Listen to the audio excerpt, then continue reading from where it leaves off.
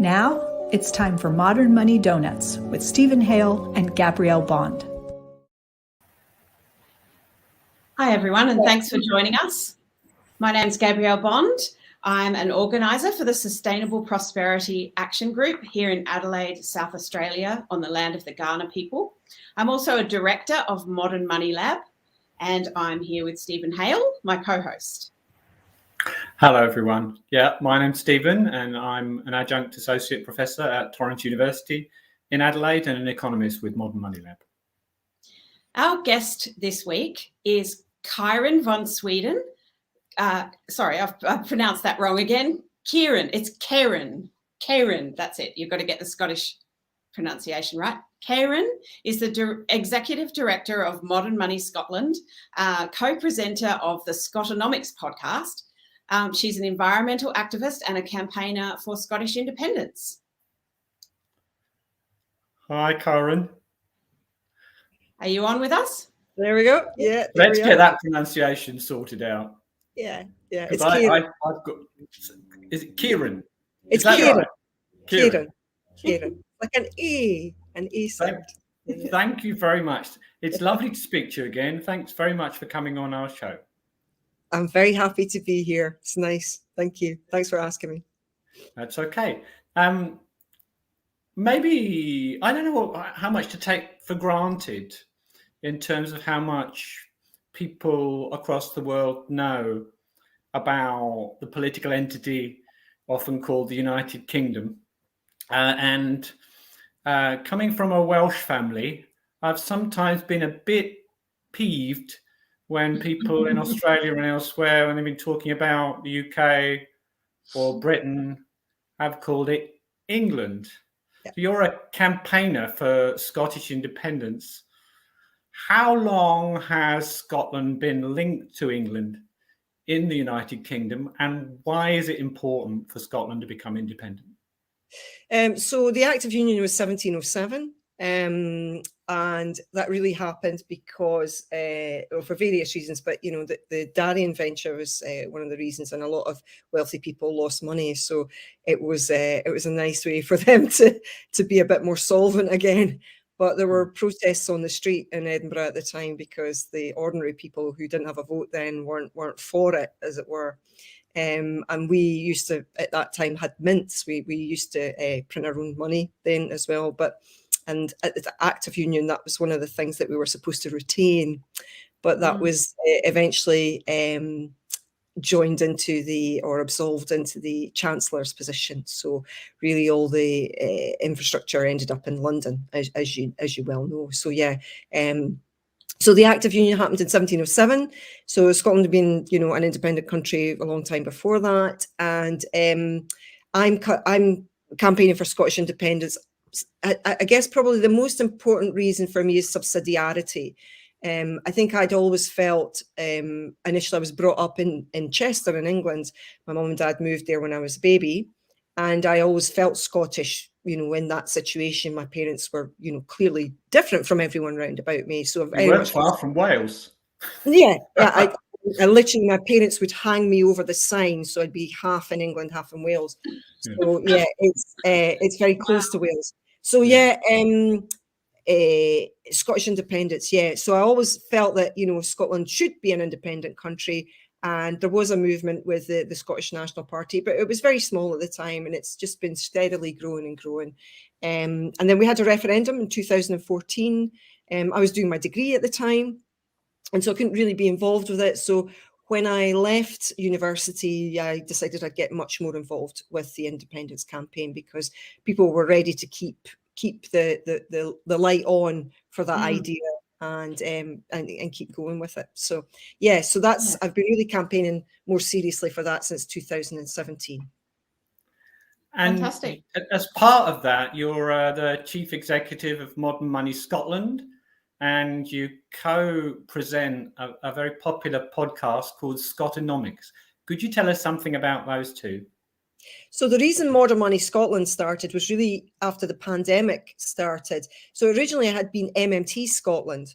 And I noted that at the start of the pandemic, the mainstream media in the UK were starting to talk about, oh, we'll need post-pandemic austerity to pay for this pandemic.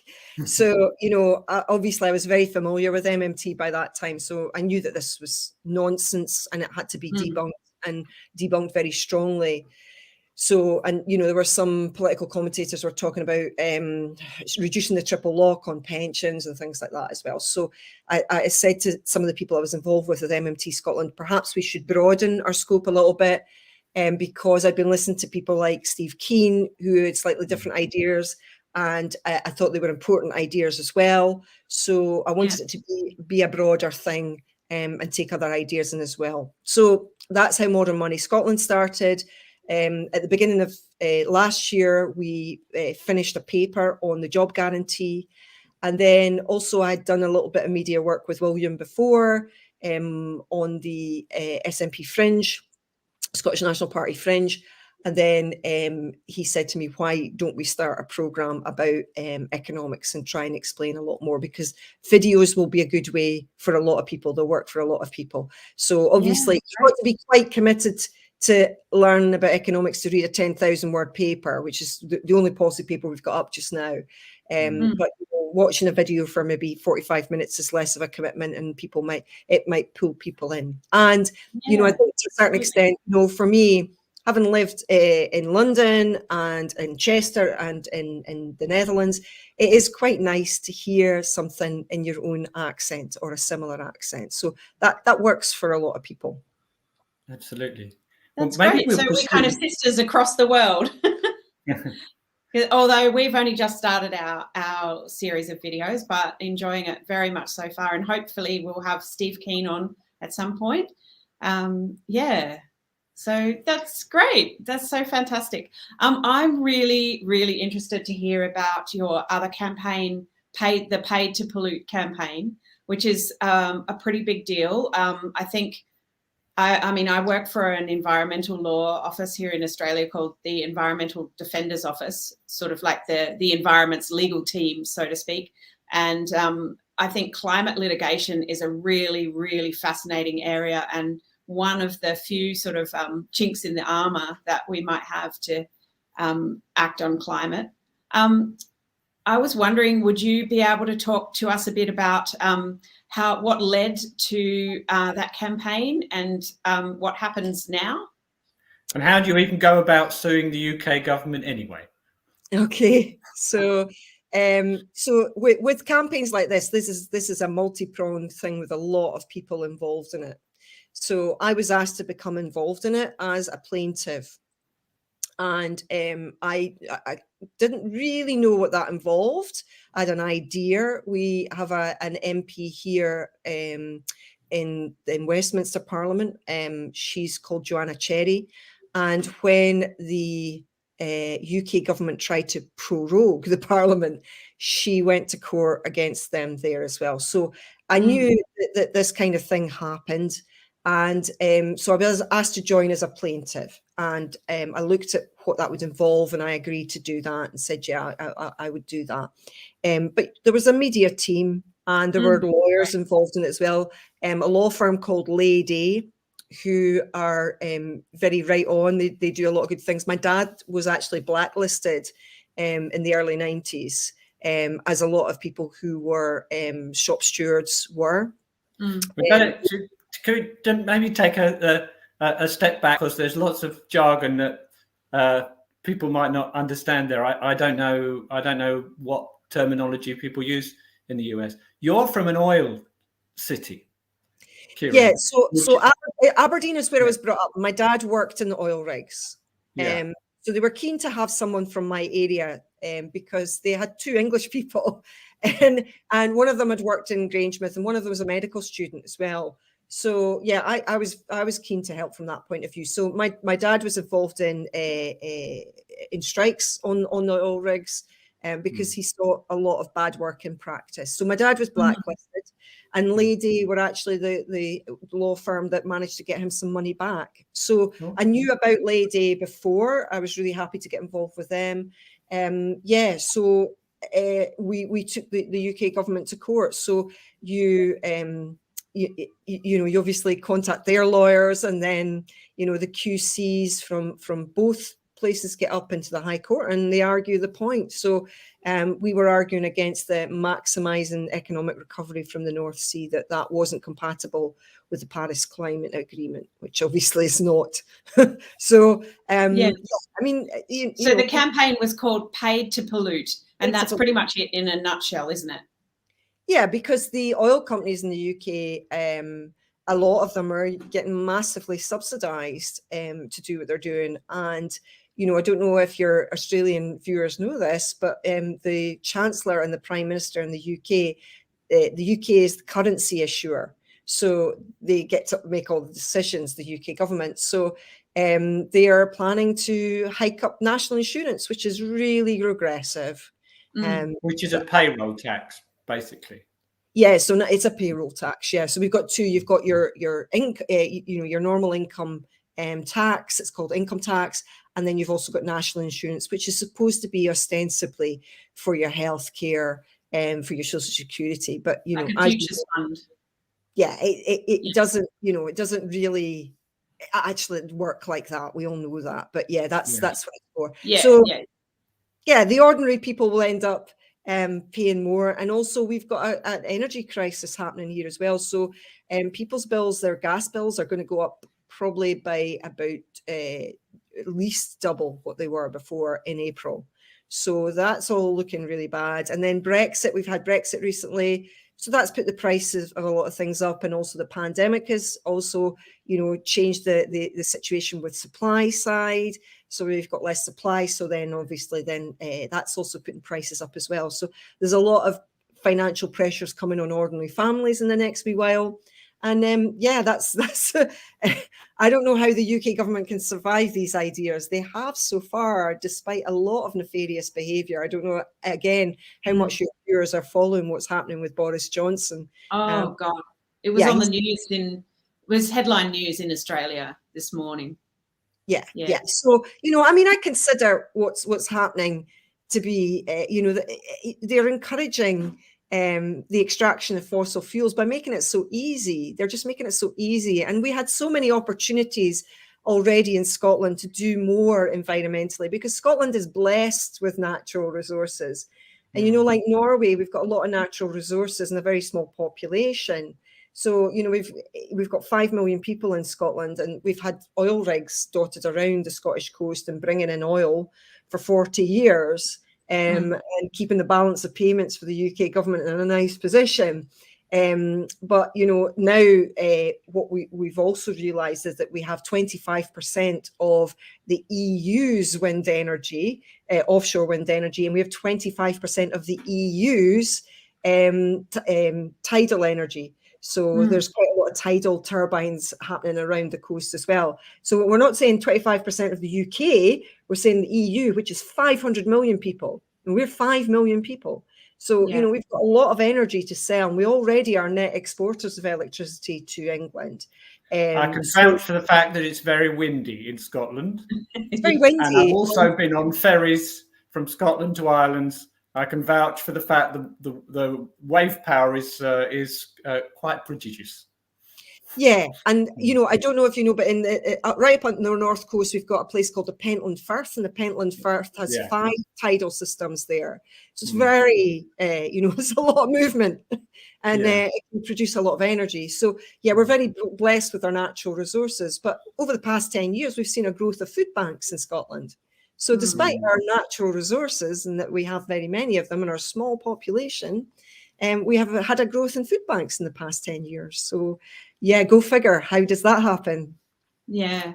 So I guess this is all the kind of machinations that happen when people in charge don't actually understand how money is created and to look after the people that depend on them. And then you've got the whole energy transition happening at the same time, and all of these things are kind of crashing headlong into each other and causing massive havoc. And then, of course, you've got the kind of disaster capitalism that Naomi Klein talks about, and the shock doctrine happening. And it's a really interesting and scary time to be an activist. It's debatable that they don't understand. Oh, I A lot of them understand perfectly well. I think Boris Johnson and his ilk understand exactly how. Okay, that's interesting, because I think you could make the argument here that they don't get it. Yeah, some of them don't. I wanted to ask Kairin, what actually happened? So you actually had a day in court. Yeah, so we had a wonderful QC called David Wolf, and yeah, he went through the points very forensically, actually. I thought he argued them very well. I didn't think that the government's lawyers and the oil and gas authorities lawyer, I mean, why they had two QCs, I don't really know, because they're really one and the same thing. But they had two QCs. But the judge, she ruled against us. So I didn't expect that, to be honest. I thought that she looked at our QC more favorably, but he did hint to us, you mustn't judge, mannerisms from the judge and make judgments about that. And he was right, because I got that completely wrong. I thought she was looking favorably on our QC's argument, and he did argue very well on the points. Well, you got plenty of publicity anyway, I suppose there's that. Yeah, and I think more people are aware of, it's just another thing about the UK that's, very much geared towards helping the establishment, or, helping themselves, as you can see, from the riches of the money creation system that's possible. And, getting people to understand that this is not acceptable. They don't have to accept that. That's, I guess, probably the most important thing I'm trying to do with Modern Money Scotland and Scotonomics is get people to really understand what the economic system, how it works, especially central bank function. And, I really want to stop journalists saying, when they interview politicians, how are you going to find the money? What I want them to say is, how are you going to resource that?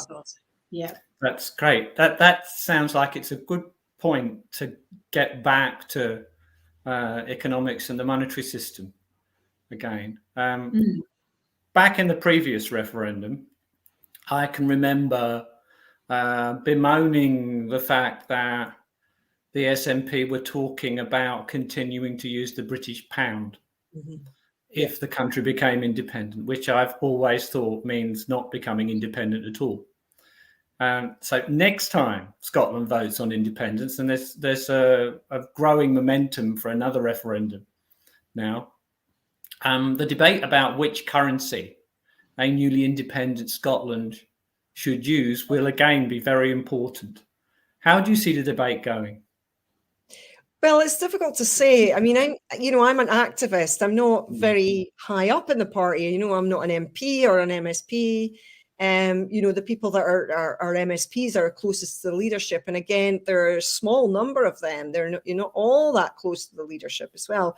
But, I've seen the narrative from the leadership change over the past 3 years. So I feel hopeful that we'll get to the conclusion that we're going to talk more positively about, our leadership are going to talk more positively about having our own currency. Because that when we go to having a referendum, if we're not talking about having our own currency, we're not talking about independence. That's right. Yeah. Absolutely. And Scotland is certainly not too small a country to have its own currency. It's the same population as Singapore, for example. Singapore manages its own currency very successfully and has had a very successful economy down through the decades. A lot of people in Modern Money Scotland and elsewhere seem to be concerned about the currency depreciating significantly after independence and that being inflationary. I just suspect they might be in for a surprise because there is such a Scottish diaspora. I wonder whether there might be a surge of patriotism from all these expats around the world. And you might actually see a big investment in the Scottish currency after independence. It could easily go the other way. Yeah. That's a really interesting point. I think that's entirely possible. I know that, lots of expats were involved in the last referendum as well. So, if they think that they want to invest in Scotland, there are plenty of people who want to do that, especially in the independence movement. So, yeah, that's entirely possible. I don't know. It remains to be seen. But yeah, setting up our own currency. I talked to a journalist about it the other day, and he said, "But isn't it really complicated?" And I said, "Well, it's not rocket science. It's it's happened fairly recently in other countries, and there are lots of people who know how to do it, and we actually know quite a few of them, and they're very busy and happy to come and help us when that day comes." So, in fact, I'm going to interview a guy called John Eggleston, who was on the board of the Icelandic Bank. He's actually an engineer by trade, and he has just finished a PhD and handed this thesis in. And Scott Fulwiler is a supervisor. So he's hoping that Stephanie Kelton is going to be on his Viva. So yeah, I'm going to interview him. We're actually going to film him. We're going to make a proper film. So we know a filmmaker. And I'm going to meet him tomorrow, and we're going to Edinburgh on Wednesday to film John Eggleston and talk to him about how he sees an independent Scotland working from his perspective. So John Eggleston is also a campaigner as well, and he took the UK government to court over their stance on trying to get the Icelandic taxpayer to make up for their bank's mistakes. So right, yeah, excellent. So he's really interesting. So yeah, we're going to interview him on Wednesday and get an idea of what he thinks about it. So yeah, that's going to be a really interesting interview. I'm looking forward to that. So lots of people want to help us become an independent country. That is for sure. Yeah. And if you get your own currency, is it going to be? Do you think is it going to have a fixed exchange rate against the pound? Well, my preference is that it will float. I think that Tim, who he's also working very hard on this and has done for years. That's Tim Rideout. Tim Rideout, yeah. So he would say, it will be pegged for a very short time, and then we'll free float it.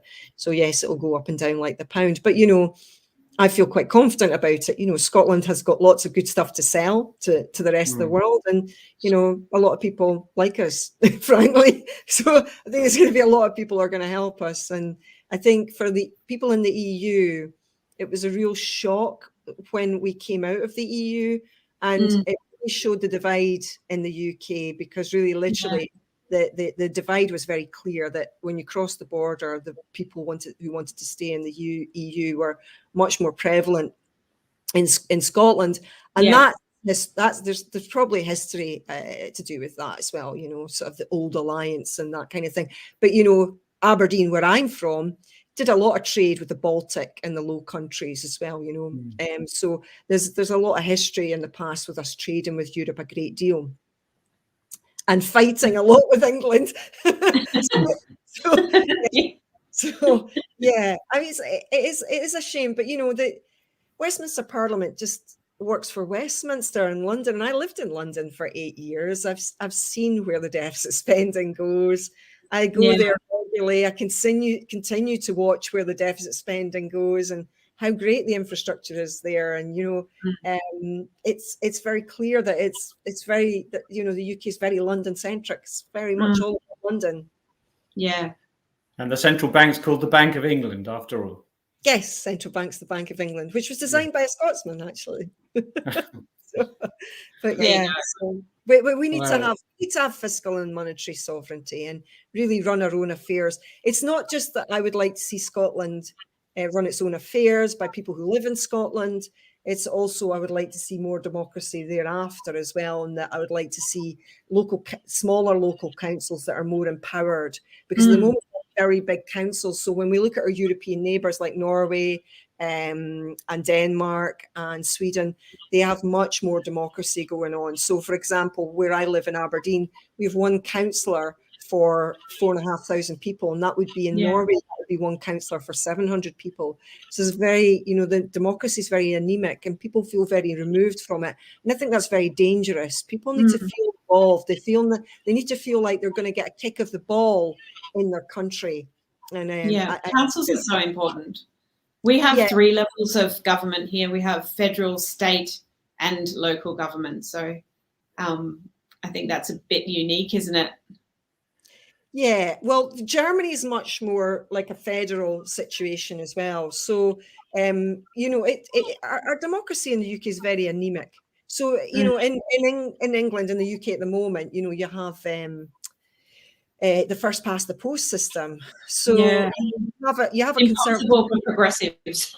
Yeah. So Yeah. it's in with 40% of the vote. You know, so it doesn't even need to get 50% of the vote. So it's really it's not functioning properly, and you see the discontentment that's going on with that. And I think if we don't change that, certainly England, if we become independent, England has to change that. There's an awful lot of there are organisations that are trying to do something about that. They see that issue as well.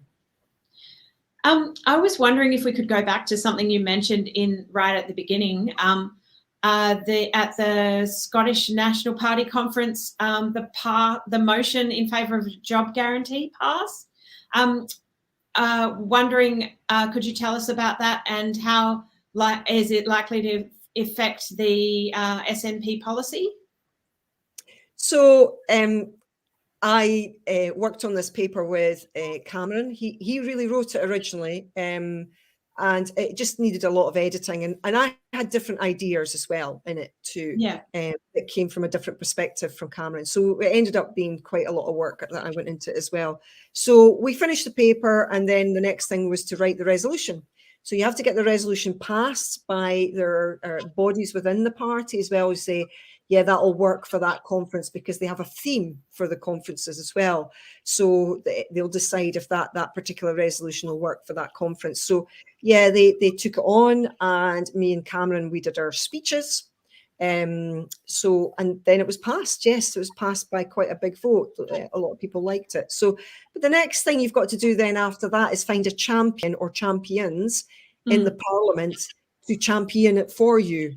And really take it on. So it's officially SNP policy, but in order to bring it forward, then someone in the parliament has to, you know, start writing a bill, or, you know, what perhaps we could do is in our local councils, we have council elections coming up in May, and maybe try and get something happening in the local councils. That's maybe, I think, because we're not a currency issuer yet, maybe we can try piloting it. That's what we suggested, was having pilots first, and then work out the glitches and see that when we become independent, that this is a policy that we can have, you know, as a price stabilizer. It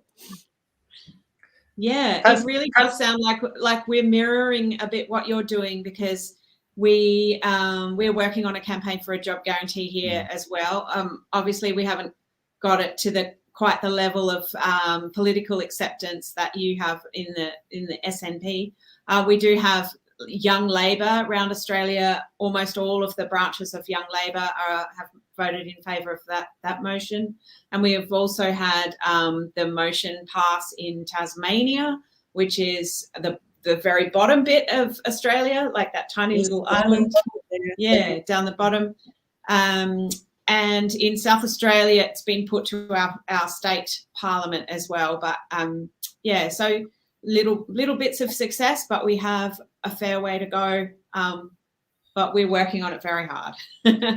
Yeah, I mean, politics is like mud. You know, you have to get in it, and when you're walking, it's very slow, and you know, it takes a lot of time, and you've got to work on persuading a lot of people around about you in your branch, in several branches. And you know, really, as a grassroots activist, you've got a lot of work to do to convince a lot of people about your ideas.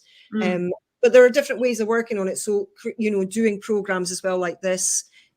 We suspect that we have got some of our elected representatives watching and looking at that as well. We don't know for sure, but we hope. And then also the paper that we wrote as well. We hope that that's you know, convincing people that we're very serious about this idea, and we've looked at it very seriously.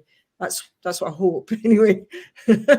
So people might not be aware of just what a big deal it is to get a job guarantee motion passed at the SNP conference.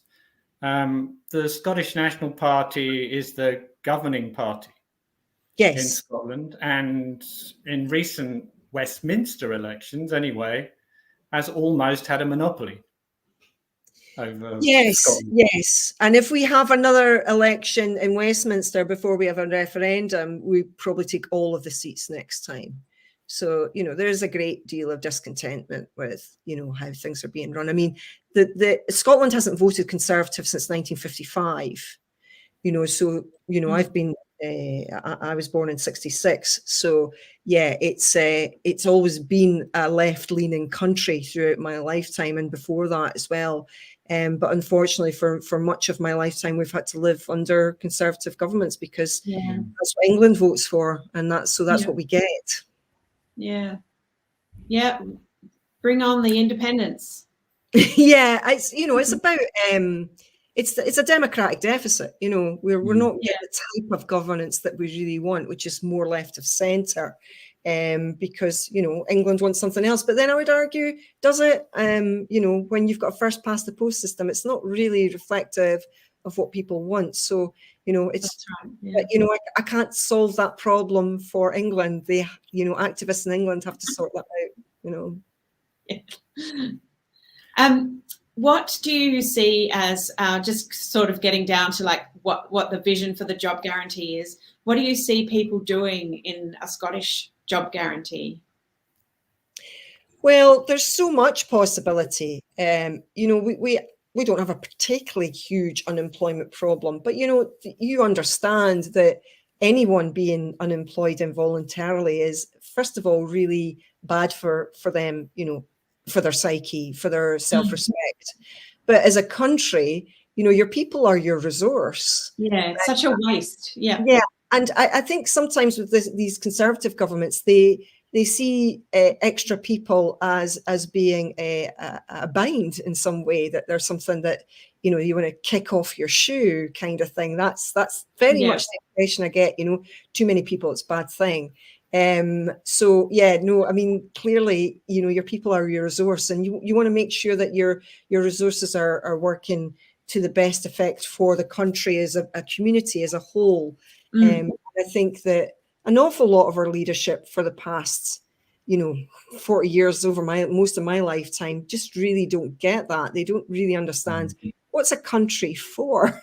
What are you doing with your country? What's it for at the end of the day? Funneling wealth upwards. Well, that's what we've seen happen, with the neoclassical, neoliberal doctrine.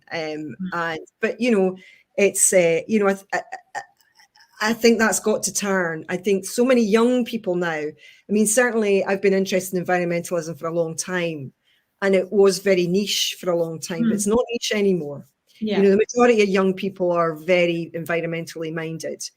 People sort of 16 up, between 30 and 16. I think there's very much awareness, and also in the independence movement.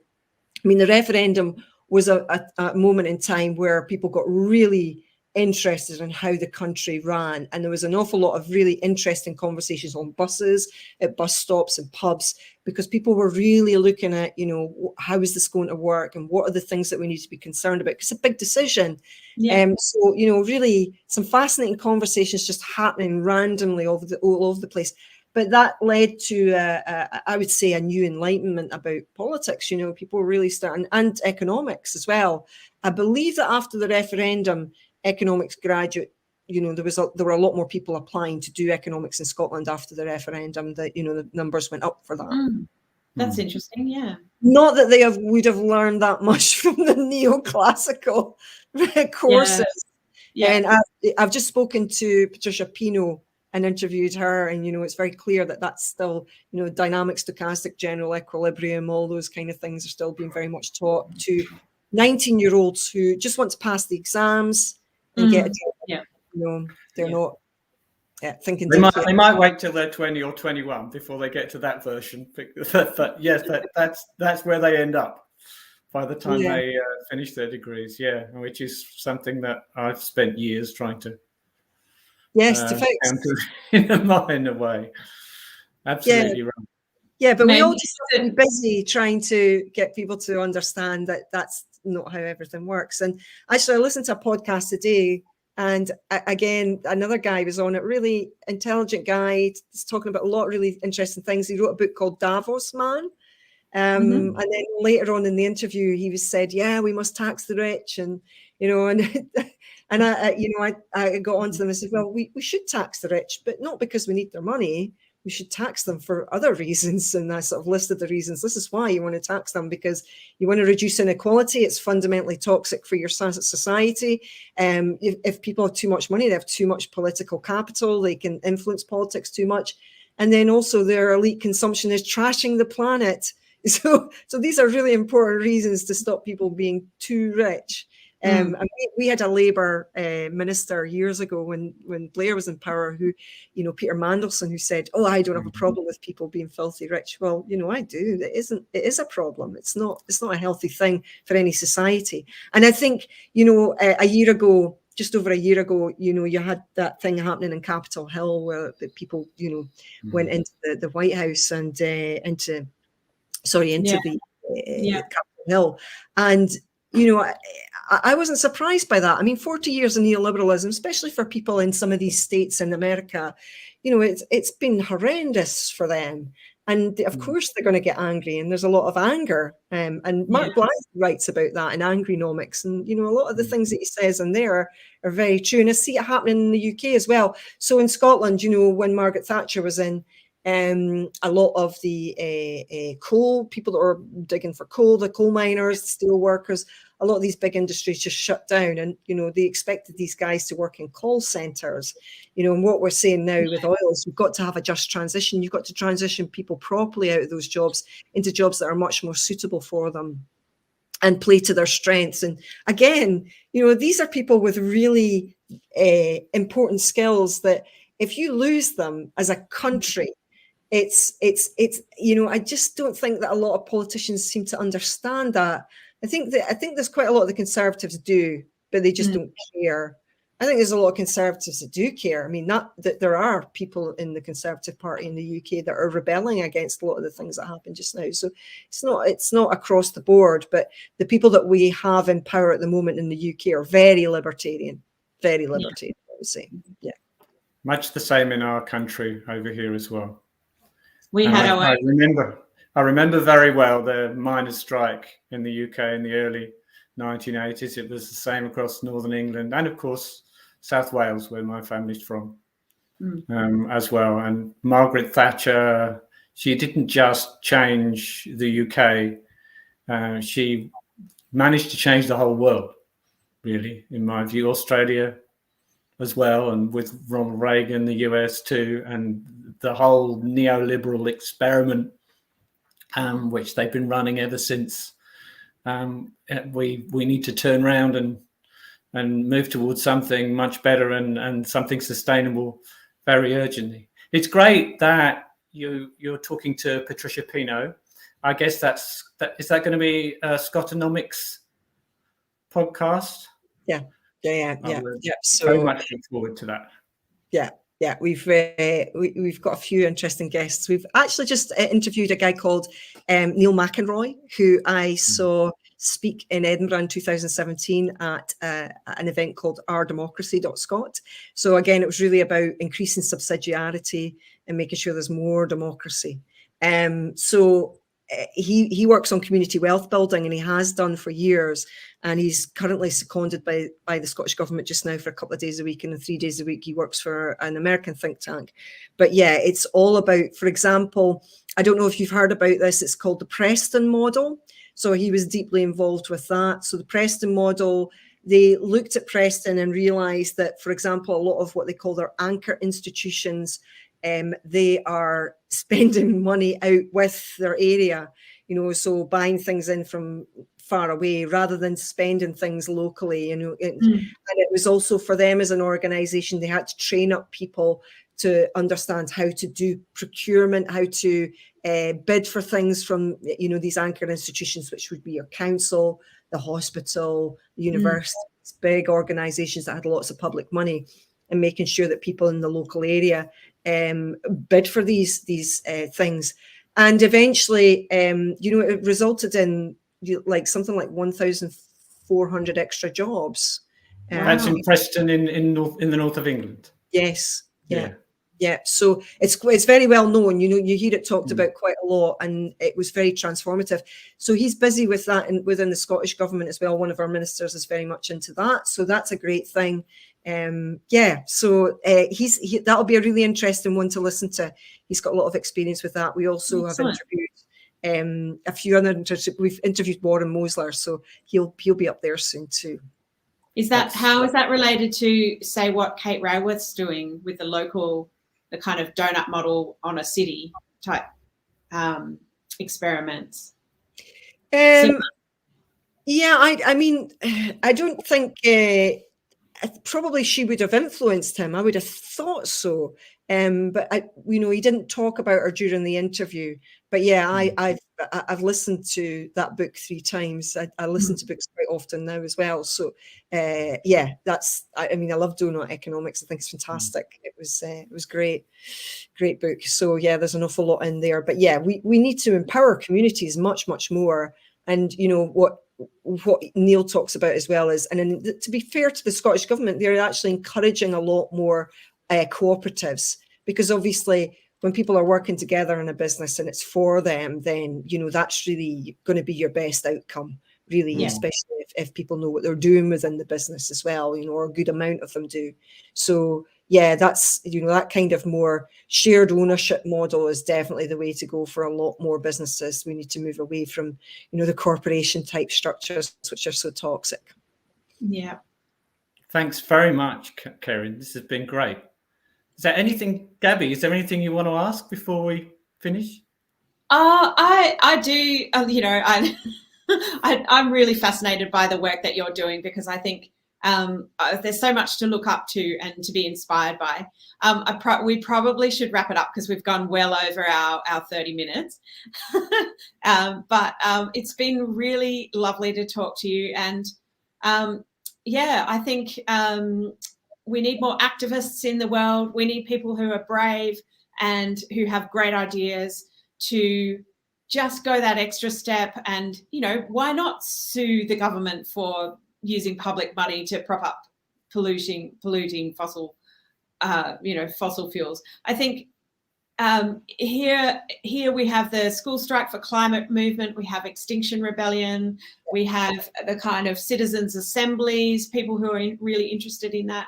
Like you said, I think there's a great movement for change, and we really do need to turn this ship around and head back in the direction of a sustainable future.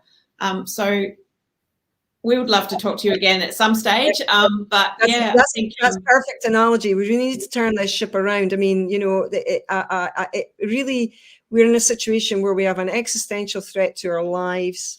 And, I know in Australia that there were some horrific images coming out of Australia with the amount of forestry that was burned down and the flora and fauna that were destroyed in an area the size of Ireland.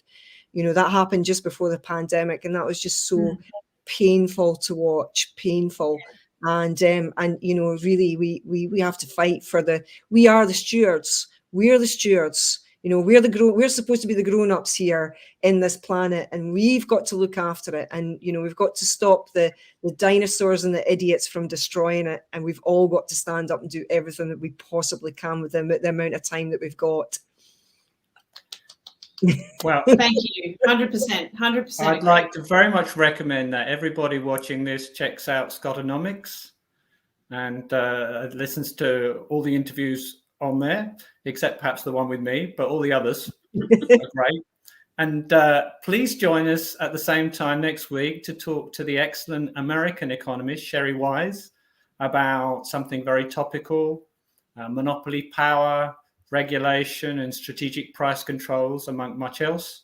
And please, everyone, watch Joe Firestone's show at the top of the hour. Thanks for having me. Thanks for listening, everyone. See you next time.